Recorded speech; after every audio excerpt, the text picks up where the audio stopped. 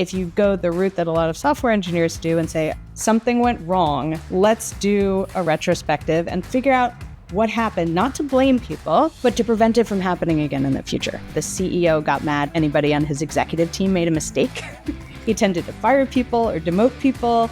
And this propagated to the entire company. It basically brought the entire company to a halt because no decisions were being made. The person at the top, if they're creating a certain type of culture, it's hard to get out of that, which is why it's really important for leaders to really think about how their actions translate into how the company operates. Somebody has to take on the responsibility of making a decision in order to move project forward. Sometimes it's a matter of defining how decisions get made and who's responsible for the decision. And if the group can agree on how the decision should be made, then we can just go ahead and make them. In cultivating the resilience, adaptability, and ease necessary to move beyond simply surviving today's challenges into thriving. I'm Michael Hunter with Uncommon Teams, and today we'll uncover fresh insights into what it means to lead today. Joining me today is Melissa Appel. Melissa has been working in product management for over 20 years and is now a product coach, author, and speaker. She recently co-wrote Aligned, Stakeholder Management for Product Leaders, which cool cover you can see in her background right by the purple dragon. And she's so good at pointing exactly there. I'm so impressed. Welcome, Melissa. Thank you for having me. I talked a little bit about psychological safety, and some people define psychological safety as something like being emotional all the time, and that's not it at all. It's, creating a culture where people are not afraid to make a mistake, not afraid to say what they really think, not afraid of retribution. And that actually takes a lot of work, and it takes a lot of reflection about how you respond to things. So, for example, I had one client where they always talked about wins as being a group effort, but they always talked about mistakes and failures as being pinned to specific individuals. Now, I don't know if that was something they did on purpose or something they did by mistake, but the problem was that made people afraid to kind of take any action, do anything risky or innovative because they were afraid of being called out on it if it didn't work. It also caused people to point fingers and blame others and throw people under the bus. Right. And so thinking about how you deal with mistakes or failures, right? If you go the route that a lot of software engineers do and say, okay, something went wrong, let's do a retrospective and figure out what happened, not to blame people, but to prevent it from happening again in the future.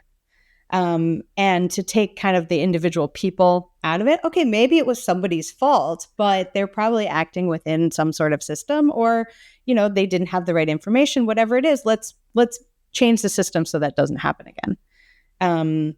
I also had another client where the CEO got mad anytime anybody on his executive team made a mistake. He tended to fire people or demote people.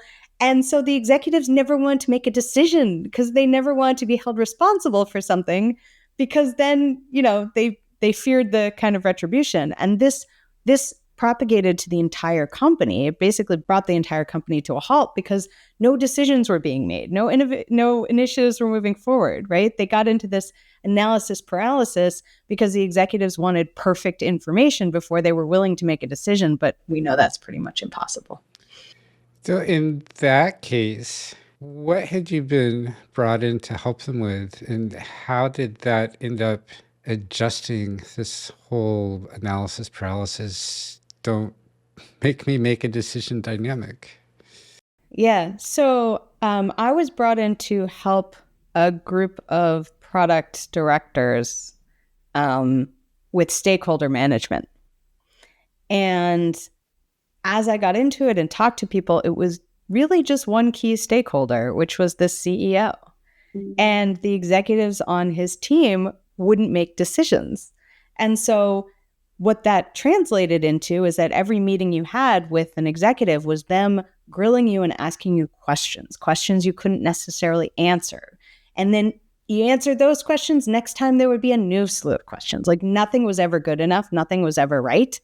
And it was essentially an impossible situation because of the way that the CEO had set up that culture where people were so afraid of making mistakes that they wouldn't make decisions. And that translated into them asking, impossible questions for the people trying to move these initiatives forward. Were you able to help them shift this at all? I wish I had had more time in this contract to help do this, but sometimes, the person at the top, if they're creating a certain type of culture, it's hard to get out of that, which is why it's really important for leaders to really think about how their actions translate into how the company operates, right? The same CEO is annoyed that things aren't moving fast enough, but isn't looking at his own behavior to see how he's, at least in part, causing that problem. So it's the kind of thing where, you can't change people who are not willing to change or who don't see a problem. Yes. If you'd had the opportunity to work directly with that CEO with willingness on their part, how would you have started helping them gain the visibility into their own actions and the effect that was having on the entire company? Yeah, it would be a series of questions. So saying, hey, when somebody makes a mistake, how do you handle it? And just getting them to think about what they do, thinking about an example of when they've done that, and sort of trying to get them to come to their own conclusions versus just saying, hey, this is bad, you should stop doing that. Because when people feel involved in the idea, then they take on the idea as their own versus just getting defensive.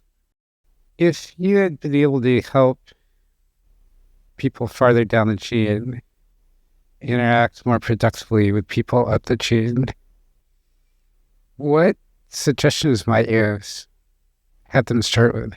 I mean, somebody has to take on the responsibility of making a decision in order to move a project forward. It can be a career limiting move if you're in this kind of company. So, it's a balance between make a decision and get something done versus don't get blamed for things. But I had a example where the culture was not the same, but I was working with an engineer who was hesitant to reduce the scope in a certain way in order to deliver something for a large client. And I said, listen, I will take responsibility over this decision. If anybody comes to you, you can send them to me. We just need to get this thing done. And he was happy with that. So sometimes it's a matter of defining how decisions get made and who's responsible for the decision. And if the group can agree on how the decision should be made, then we can just go ahead and make them. I imagine in the kind of culture like of this company where we've been talking about, that this would be another decision that no one wants to make. Right. Nobody wants to decide how decisions are made. But it's a less risky decision to decide how decisions are made than it is to make the decision. So, if the group gets together and they say, actually, you know what, the only safe thing to do is let the CEO make all the decisions, and see if the CEO is okay with that. If he's happy with that, great, we'll let him make all the decisions. If he's not, then he has to sort of think about how to unblock decisions from being made.